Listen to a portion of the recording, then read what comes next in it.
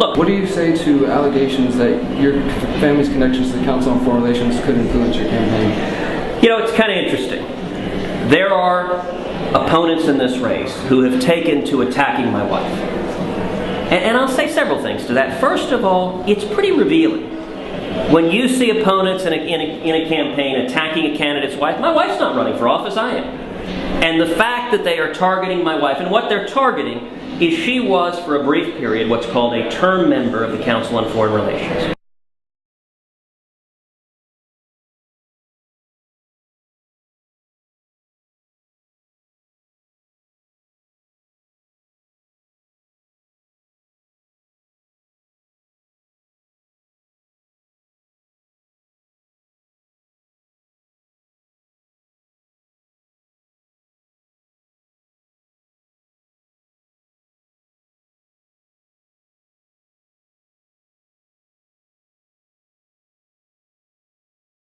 There are thousands of term members of the Council on Foreign Relations. She joined it when she stepped down. She was in the Bush administration, and she joined it as one of the few conservatives who's part of the Council on Foreign Relations, trying to push for conservative outcomes. John Bolton is a member of the Council on Foreign Relations. There are a handful that do so.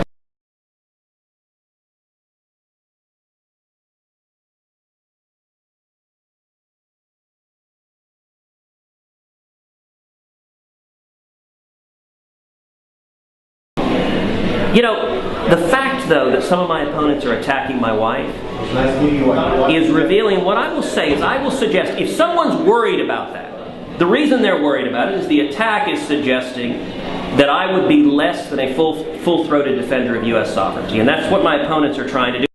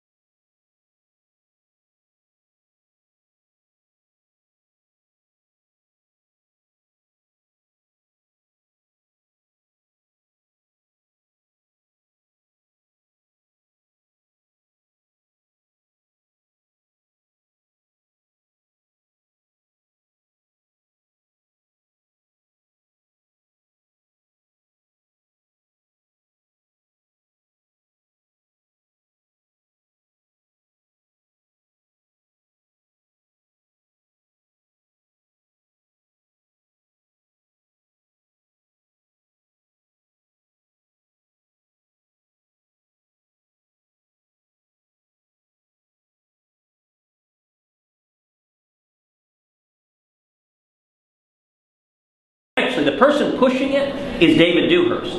Now, what he's doing is he's trying to encourage other candidates of mine to attack me on that front, because all he wants to do is divide conservatives, Tea Party activists, libertarians, because if we're divided, he wins.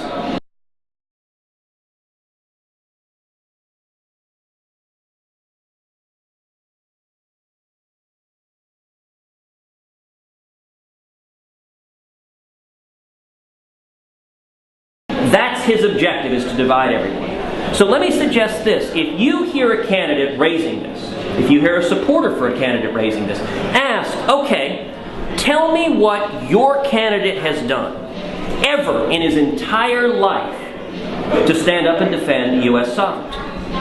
I've got a proven record, and there's no candidate in this race that has any record of ever standing up to the UN.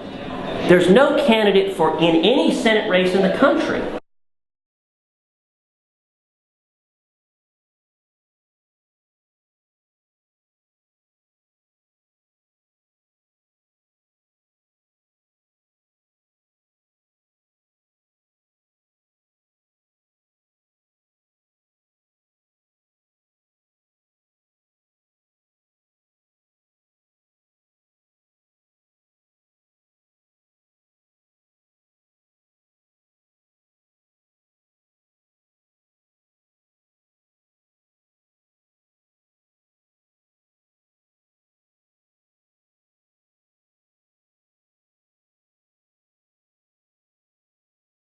Who has a comparable record of standing up, fighting for U.S. sovereignty, and winning And so the irony of this attack is it shows how desperate my opponents are, that they want to slander my wife rather than addressing the records. And the reason is they don't have an answer. I ask any of you, if you're listening to another candidate, ask them, don't give me a speech. Lots of candidates can give a speech, I hate the UN. That's easy to say. Ask, what have you done?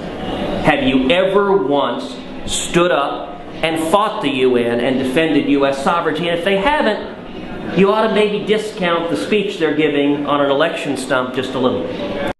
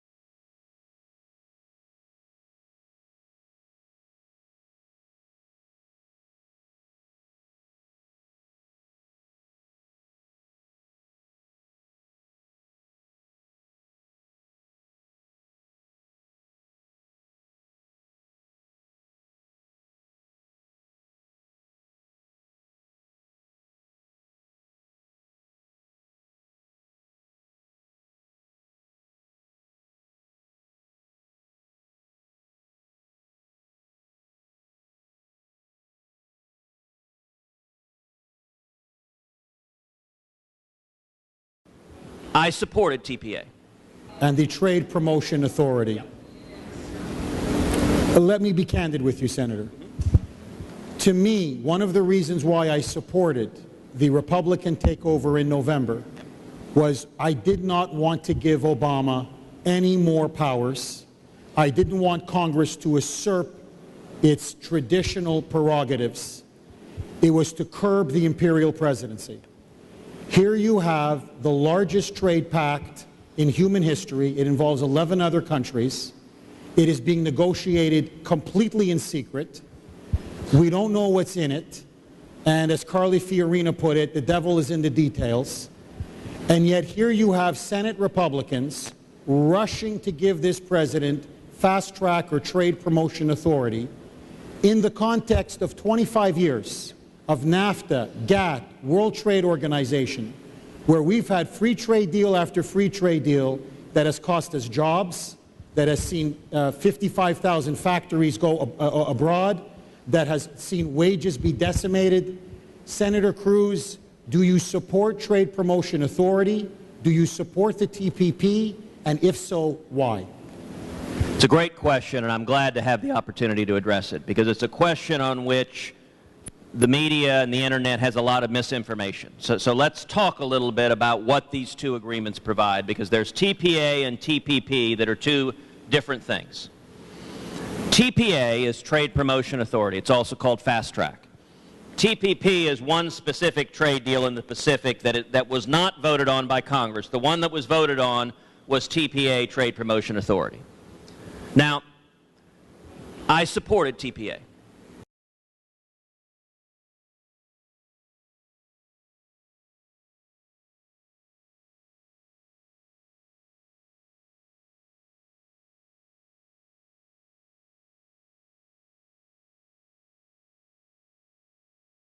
And the reason I supported Trade Promotion Authority is that I support free trade.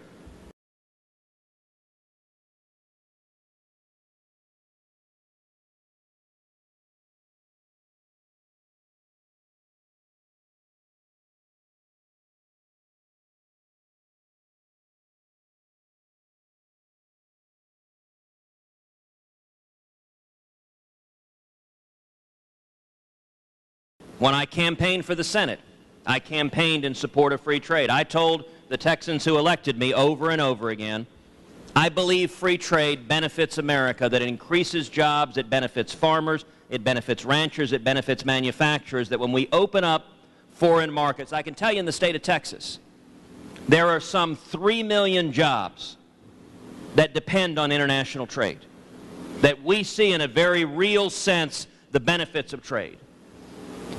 We're in a time of economic stagnation where we've got right now under Barack Obama the lowest labor force participation since 1978. We need jobs and growth, and history has demonstrated that without fast track, it is proven practically impossible for any president, Democrat or Republican, to negotiate a free trade agreement. The reason being that foreign nations don't negotiate with the president if Congress on the back end can add a bunch of amendments after they've negotiated an agreement.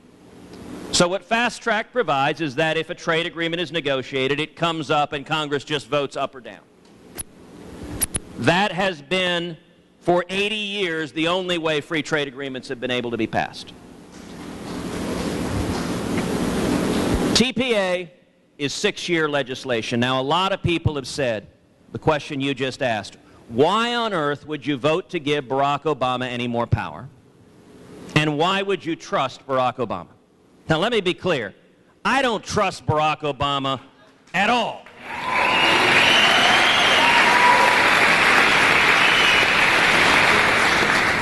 But Obama is going to be in office for just 19 more months. Trade Promotion Authority was 6-year legislation. If we want the next president, who I hope is a Republican, and frankly, who I hope is me, to have fast-track authority, the only chance to get it was now, because the Democrats would vote on a straight party line vote to prevent any Republican from having it. Now let's talk about TPP, because a lot of people are concerned about TPP. One of the most maddening aspects of TPP is that the text is secret, it is classified. Let me be clear, I think that is stupid.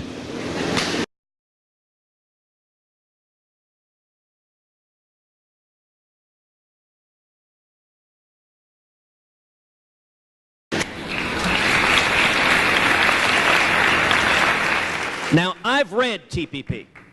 Members of Congress are allowed to read it. I've gone and read it. Frankly, on reading now, it's 600-700 pages. I'm not going to represent to you that I've studied every paragraph closely. I have read it. And on reading it, it was a relatively straightforward trade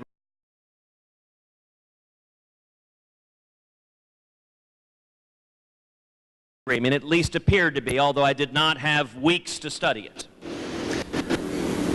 Unfortunately, I think the administration's decision to keep the text secret, given the abuse of power from this administration, only encourages people to say, what horrible things must be in there if they're hiding the text?